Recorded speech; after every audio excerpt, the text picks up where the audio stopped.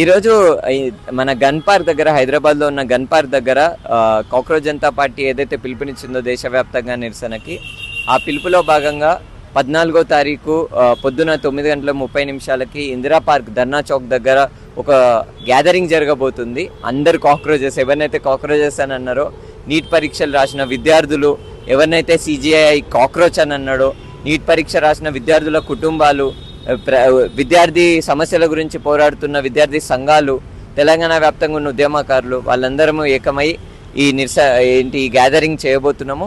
So దానికి సంబంధించి ఈరోజు బ్రీఫింగ్ చేయడం జరిగింది.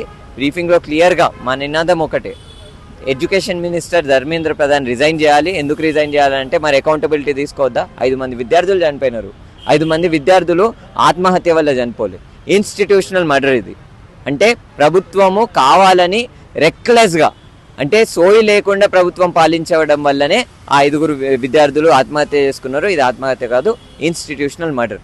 ఈ విషయాల గురించే ప్రశ్నించడానికి, ఎడ్యుకేషన్ మినిస్టర్ రెసిగ్నేషన్ అడగడానికి 14వ తారీఖు ఈ గ్యాదరింగ్ జరగబోతుంది. ఎక్కడైంది సోయి లేని నాయకులు? ఇప్పుడు ఏ నినాదంతో అయితే శ్రీకాంతాచారి కానీ, భగత్ సింగ్ కానీ, మిగతా ఎవరైతే అమరవీరులు ఉన్నారో ఈ దేశం నిర్మాణంలో కానీ, రాష్ట్రం నిర్మాణంలో కానీ, వాళ్ళు ఏదైతే నినాదాలతోని, ఏవైతే ఆలోచన విధాలతోని బలిదానాలు ఇచ్చారో అవి ఫుల్ఫిల్ కాలే, అవన్నీ ఉల్టా అయినాయి. కాబట్టి ఇవన్నీ జరుగుతున్నాయి. సోయి ఉన్న నాయకులు, సీరియస్నెస్ ఉన్న నాయకులు మీద ఉంటే అన్నీ చక్కగా అవుతాయి. సరే, వాళ్ళు సీరియస్నెస్ లేని వాళ్ళు, దొంగలు ఉన్నారు కాబట్టి మనం కనీసం ప్రశ్నిస్తే కొంచెము భయపడతారు అనే విషయంతో దేశవ్యాప్తంగా నిరసనలు చేస్తున్నాం. అంతే, స్టూడెంట్స్ ఓట్ బ్యాంకే వీళ్ళకి. స్టూడెంట్స్ సమస్యలు అంటే మర్యాద లేదు, స్టూడెంట్స్ అంటే మర్యాద లేదు. స్టూడెంట్సే కాదు, ప్రజలంటే మర్యాద లేదు. మోదీ ఏం చేసిండు? ఎంజీ నరేగా అని ఏదైతే కూలి పని ఉంటుందో, 100 రోజుల ఉపాధి హామీ పథకము, దాన్ని తీసేసి ఒక ఫేక్ విప్జీ రామన్ ఒక కొత్తది తీసుకొచ్చిండు. అడవులు రక్షించడానికి ఏదైతే చట్టం ఉందో దాన్ని తీసేసిండు. ఆరావళి కొండలను కొట్టేయడానికి ఒక కొత్త సుప్రీంకోర్టు డైరెక్షన్ తీసుకొచ్చిండు. 100 చేస్తున్నారు. కాబట్టి అది ఒక్కటే ఆయననే కాదు, ఇక్కడ రేవంత్ రెడ్డి గారు కూడా ఏమి మామూలు కాదు. వాళ్ళు కూడా ఏంది భూములు తినేయడము, ఎట్లుంది పరిస్థితి.